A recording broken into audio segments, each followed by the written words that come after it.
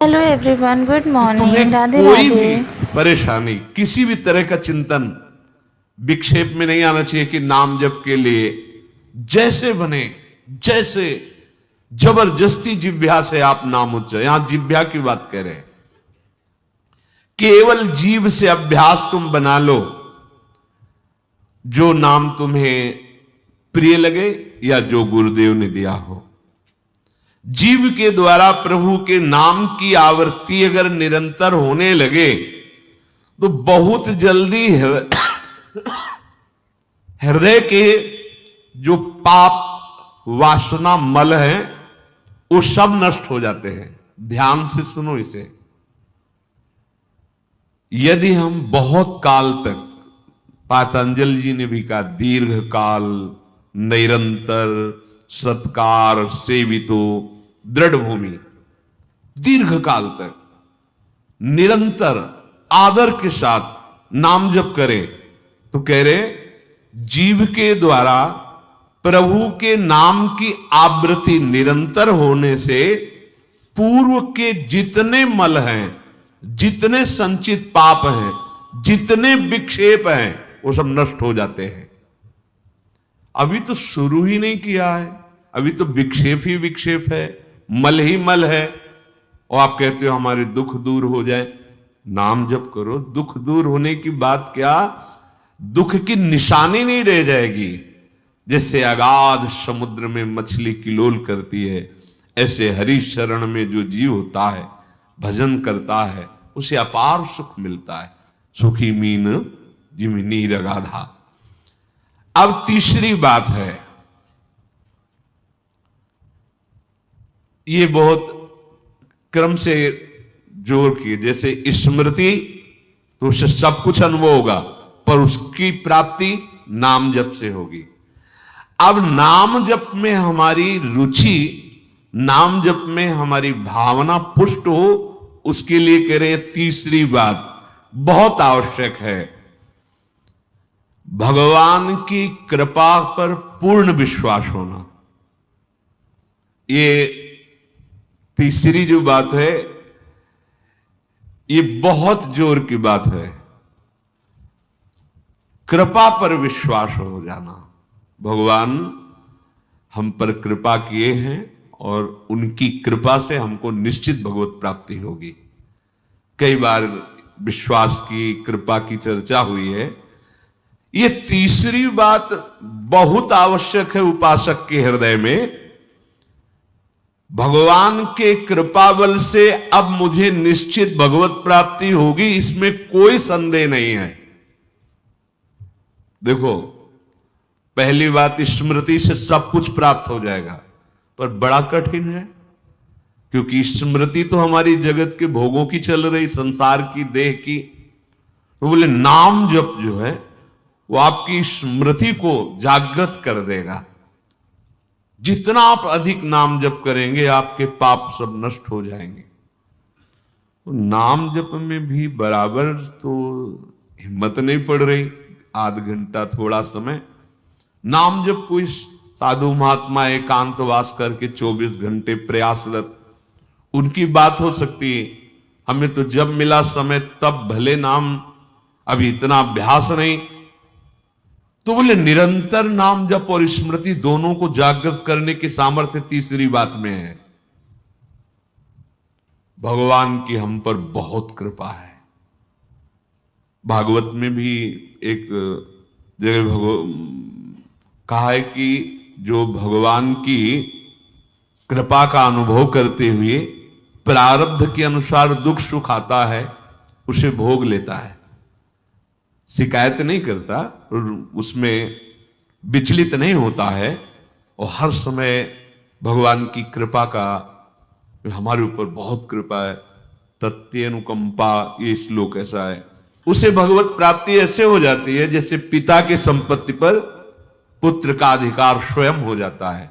ऐसे हर समय भगवान की कृपा का अनुभव करना बड़ी कृपा है हमारे ऊपर। जो दुख सुख आवे उसे सह लेता है, भगवत चिंतन, वो निश्चित भगवत प्राप्त हो जाता है। तीसरी बात ये हृदय में बैठालनी कि भगवान की कृपा बल पर भगवत प्राप्ति बिल्कुल निश्चित हो गई मेरी।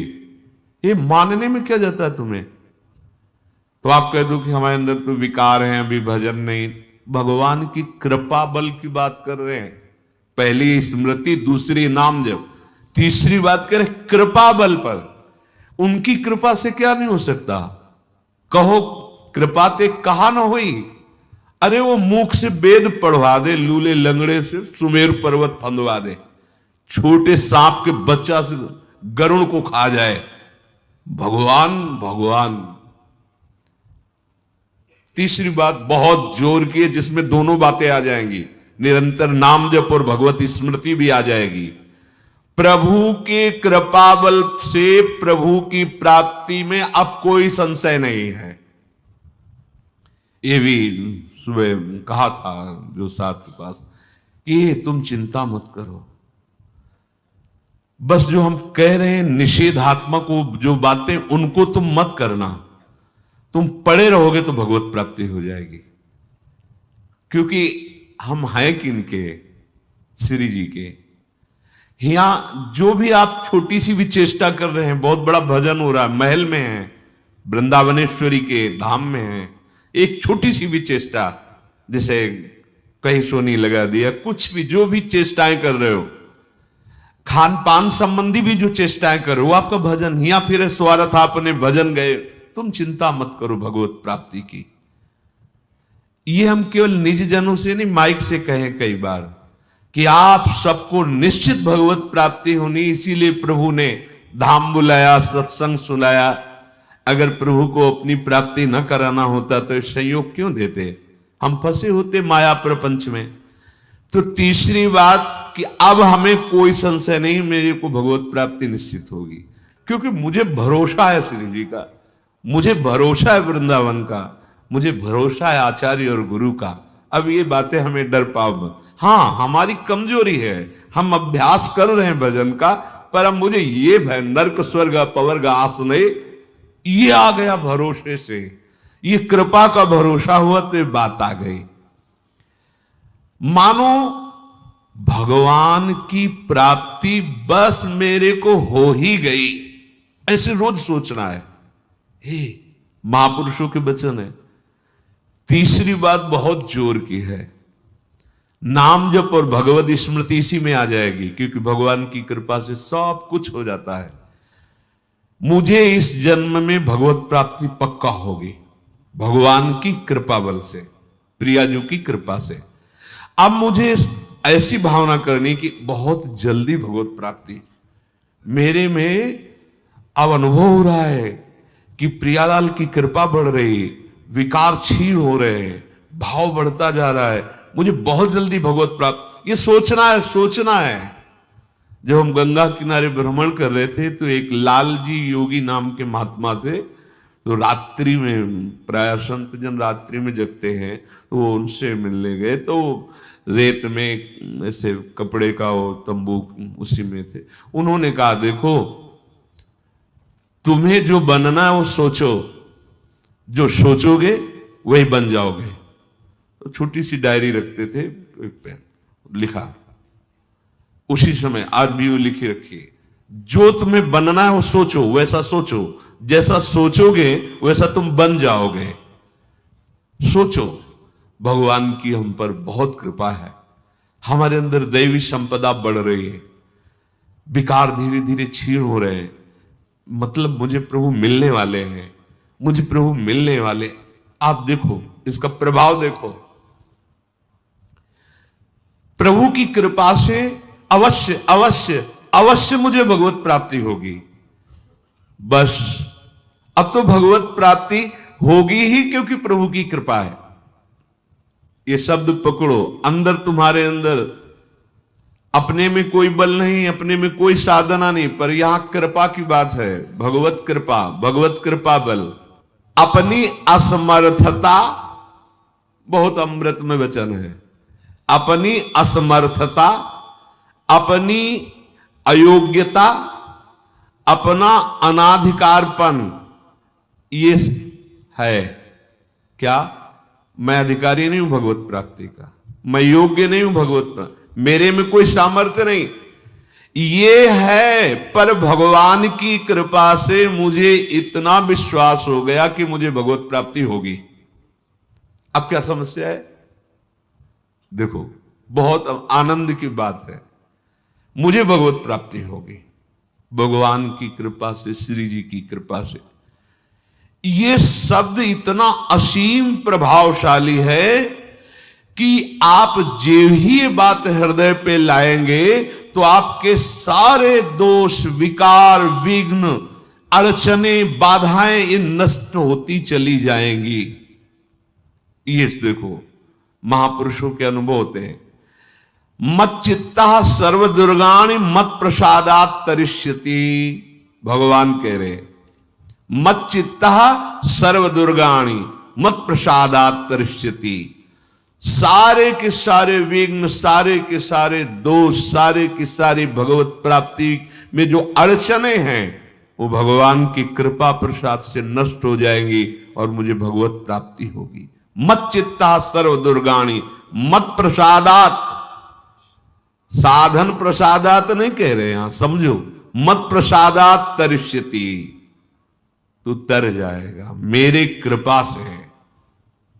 ये मेरे प्रभु की घोषणा है कि मेरे प्रसाद से, मेरे अनुग्रह से तुम्हारे सारे विघ्न नष्ट हो जाएंगे और तुम त्रिगुणात्मिका माया को लांघ करके मेरे को प्राप्त कर लोगे। बस मेरी कृपा पर विश्वास करो, मेरी कृपा पर मत चित्त बन जाओ, अपने चित्त को मेरे में अर्पित कर दिया। प्रभु की कृपा का भरोसा इतनी जल्दी दिव्य सद्गुण लाता है, ये पक्की बात है। जो दिव्यता आती है भागवतिक, वो भगवत कृपा से आती है, और ये कृपा तभी अनुभव में आती है, तो पर अनुभव में तभी आती है जब ये बात आ जाती है कि मैं असमर्थ हूं, मैं अयोग्य हूं, मैं अनाधिकारी हूं। पर भगवान की कृपा है, प्रभु की कृपा है हम पर, अब मुझे निश्चित भगवत प्राप्ति होगी। ये तीन बातें जीवन में आना बड़ा कठिन होता है। असमर्थ हूं, अयोग्य हूं, अनाधिकारी हूं। जब ये बात आ जाएगी ना तो तृणादपि सुनी चेन अपने आप आ जाएंगे, अपने आप पूरा सूत्र भागवती को उतर जाएगा, क्योंकि मैं अनाधिकारी हूं, मैं योग्य नहीं हूं। पर भगवान कृपा का ये है कि उनके नाम, उनके रूप, उनके धाम, उनकी लीला की तरफ ये हृदय जा रहा है, वो अपनी तरफ घसीट रहे, पर मैं अनाधिकारी हूं। इससे क्या होगा? अहम खत्म हुआ, दैन्यता जागृत हुई, और भगवद आश्रय होने से हम जिसका आश्रय लेते हैं उसका प्रभाव होता है। जैसे अभी हम शरीर का आश्रय लिए हैं, तो देख लो हालत क्या की हुई है। ये शरीर, ये संसार विषम कहा गया है। देखो कैसी हृदय की जलन, अशांति, भोग, वासनाएं, ये सब किसके आश्रय से? शरीर आश्रय से। अभी भगवद आश्रय, अंदर से भगवद आश्रय, अंदर की बात है। यहां मैं अनाधिकारी हूं, योग्यता मेरे में नहीं है, मैं किसी योग्य नहीं हूं, पर प्रभु की कृपा हम पर है, निश्चित मुझे भगवत प्राप्ति होगी। कह रहे इसका इतना बड़ा प्रभाव है कि इसमें जो सामर्थ्य जागृत होती है, भागवतिक सद्गुण जागृत होती है, वो किसी साधना से नहीं, इससे बढ़कर कोई दूसरा उपाय नहीं है। विश्वास भगवत कृपा पर। तुलसीदास जी भी महाराज कहते हैं कि वस्तुतः मेरे में कुछ नहीं है, पर है तुलसी प्रतीत एक प्रभु मूर्ति कृपामयी है। मेरे में ऐसा कोई सद्गुण नहीं कि मैं अपने प्रभु को रिझा सकूं, पर यह विश्वास है कि मेरे प्रभु कृपामय है, कृपा मूर्ति है। अपने साधनों पर जो विश्वास करता है अपनी जितेंद्रियता पर जो विश्वास करता है वो गिर सकता है, लेकिन जिसको अपनी अयोग्यता का भान हो गया है और प्रभु का भरोसा हो गया है, उसे कोई नहीं गिरा पाएगा, पक्का। बच्चा बन जाओगे, अयोग्य हूं, पर आपका भरोसा, तो कोई प्रश्न नहीं आएगा जीवन में। अगर प्रश्न आता है तो आप वाणी से बच्चा कहते हो, लेकिन अंदर अहंकार है, वो अंतर्यामी सदगुरु जानता है। मोमन कबहु तुम्हें ही ना लागो, ज्यो छल छाण स्वभाव निरंतर रहत विषय अनुरागो। अगर हम अपने साधन की बात करें तो वह अच्छा साधन तो विषय का कर रहा है मन। देखो, हम कोई पद्मासन लगा के किसी विषय का ध्यान नहीं करते। बहुत सुंदर बात, मोमन कबहु तुम्हें ना लागो, ज्यो छल छाणी स्वभाव निरंतर रहत विषय अनुरागो। भक्ति में तो छल कर रहा है, लेकिन विषय चिंतन में छल नहीं कर रहा है, ईमानदारी से सच्चाई से विषय चिंतन कर रहा है। मेरा मन हे प्रभु कभी आप में ऐसे नहीं लगा जैसे विषय में ये छल छाड़ कर स्वाभाविक लगता है। विषय में कभी किसी को मन लगाना नहीं पड़ता है।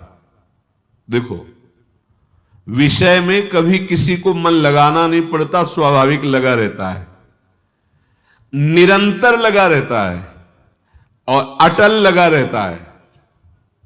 देखो, अटल का मतलब बस वो यही शब्द स्पर्श रूप रसगंध इन्हीं में घूमेगा। कभी वो हट करके ऐसे प्रभु में लगा जैसा विषयों में लगा है। ज्यो छल छाण स्वभाव निरंतर रहत विषय अनुराग्यो। मेरे मन की दशा, मेरे इंद्रियों की दशा आपके अनुकूल नहीं है प्रभु, ये विषय के अनुकूल है।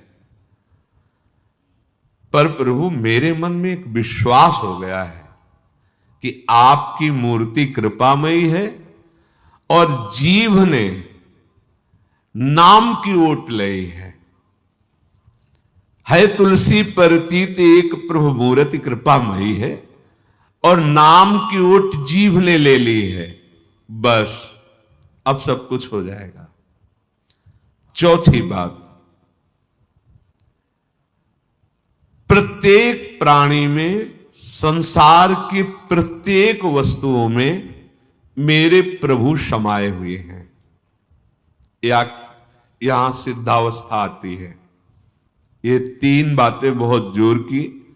पहली भगवत स्मृति, इसी में सब कुछ हो जाता है, पर बड़ा कठिन है, इसलिए नाम जप जिह्वा के द्वारा, उसमें भी बहुत, कहां रोज नाम महिमा सुनते हैं, इतनी प्रीति कहां हो रही। तो बोले तीसरी बात पकड़ लो कि हम पर प्रभु की बहुत कृपा है और भगवत कृपा से मुझे इसी जन्म में मुझे भगवत प्राप्ति होगी। चौथी बात, ये बहुत ही आवश्यक है, क्योंकि अगर ये नहीं तो भजन करना कठिन, बचाना कठिन, पचाना कठिन। इससे भजन तुम्हारा पच जाएगा, तुम सिद्ध हो जाओगे। जैसे चावल सिद्ध हो जाता है तो कहीं भी दबाओ, उसमें कड़ापन नहीं रहता। ऐसे जो सिद्ध हो जाता है तो उसके हृदय में कठोरता नहीं रहती, प्रेम से द्रवित हृदय होता है। कठोर हृदय में ही काम क्रोध लोभ मोह मद मत्सर रहते हैं, शुष्क हृदय में, द्रवित हृदय में नहीं रहते। प्रत्येक प्राणी, संसार के प्रत्येक वस्तु में मेरे भगवान विराजमान। कोई ऐसी जगह नहीं जहां भगवान ना हो।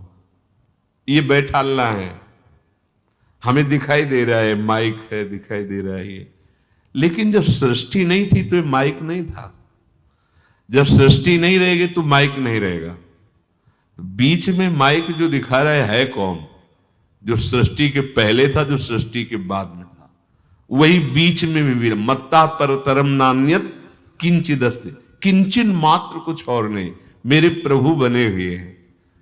प्रहलाद जी की सिद्धावस्था यही तो हुई थी गुरुदेव नारद की कृपा से। सर्वत्र भगवान है। तो खंबे से भी नरसिंह भगवान, नामदेव जी कुत्ते से भगवान को प्रकट कर लिया, श्वान में भी भगवान, भूत में भी भगवान। ये चौथी सिद्धावस्था है। उपासक को ये विचार हर समय रखना है कि हमारे सामने जो वस्तु है इस रूप में भगवान ही है, कुछ भी ऐसा नहीं, सब कुछ स्वयं भगवान बने हुए हैं। सच्ची बात है, वही बने हुए हैं। ये छुपा छुपी का खेल खेल रहे हैं, बस आपको पहचानना है। मैं फिर दोहरा के बात कहता हूं, आप इस बात को पकड़ लीजिए। आपके सामने कोई भी कार्य की वस्तु आए या व्यक्ति आए या दृश्य आए, आपको सबसे पहले उसमें भावना करनी, मेरे प्रभु विराजमान। जैसे हरिवंश महाप्रभु क्रूर है, पापी है, दुष्ट है, संभाषण योग्य भी नहीं, पर उसके हृदय में राधा वल्लभ लाल हैं, भावना को, ये बहुत जल्दी काम बन जाने वाली बात है। मानो आप गृहस्थ में आपका लड़का सामने आए, आपकी पत्नी सामने आए, आपके कोई मित्र सामने आए, आपको पहले याद करना है इनके हृदय में राधा वल्लभ लाल विराजमान। वस्तुता वही है पूरे, पर हमें पहली भावना करनी है। ये वृक्ष तो है, पर इस वृक्ष के अंदर प्रभु हैं। अगर प्रभु ना होते तो इसकी सत्ता ही नहीं है, प्रभु विराजमान है। अब मेरे इष्ट देव इसके हृदय में विराजमान है, पर मुझे जो स्वांग करने को मिला है, पिता का, पुत्र का, जो भी, बिल्कुल स्वांग वैसे ही करना है।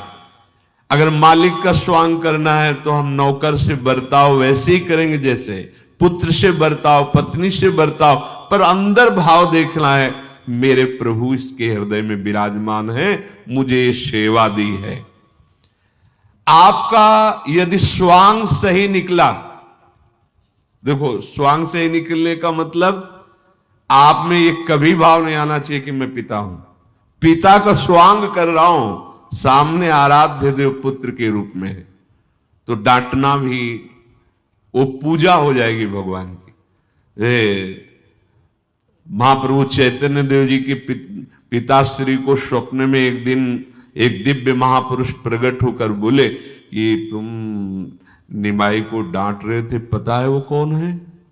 डांटना ठीक नहीं। तो उन्होंने कहा, देखो प्रभु आप कौन है तो मुझे पता नहीं, पर हमारे पुत्र रूप में वो आए हैं, तो अभी तो डांटा है, अगर आवश्यकता पड़ी तो चपत भी लगाएंगे, क्योंकि ये सौभाग्य देने के लिए प्रभु आएंगे। तो हमें जो स्वांग मिला है वो तो कर रहे हैं, पर सामने देखना है कि गुरु का स्वांग दिया है, पर स्वयं जगत गुरु सामने शिष्य रूप में बैठे हैं। पुत्र, पत्नी, परिवार, व्यवहार, मेरे प्रभु इन रूपों में विराजमान है। तो सच्ची मानिए, ये चार बातें यदि आप अपने जीवन में ले आए तो भगवत प्राप्ति तो एक ही बात में हो जाएगी, किसी एक बात में। चारों में इतनी सामर्थ्य है, किसी एक में यदि आपकी स्मृति निरंतर तो भगवत प्राप्ति, नाम निरंतर जब तो भगवत प्राप्ति, और दृढ़ विश्वास किसी जन्म में मेरे को भगवत प्राप्ति हो जाएगी भगवत कृपा से, तो भगवत प्राप्ति, और सब में भगवान की भावना तो भगवत प्राप्ति। और जिसमें चारों ये पूर्ण हो गए तो सिद्ध महापुरुष हो जाता है। जीवन की परम सार्थकता इसी जन्म में भगवत प्राप्ति हो जाती है।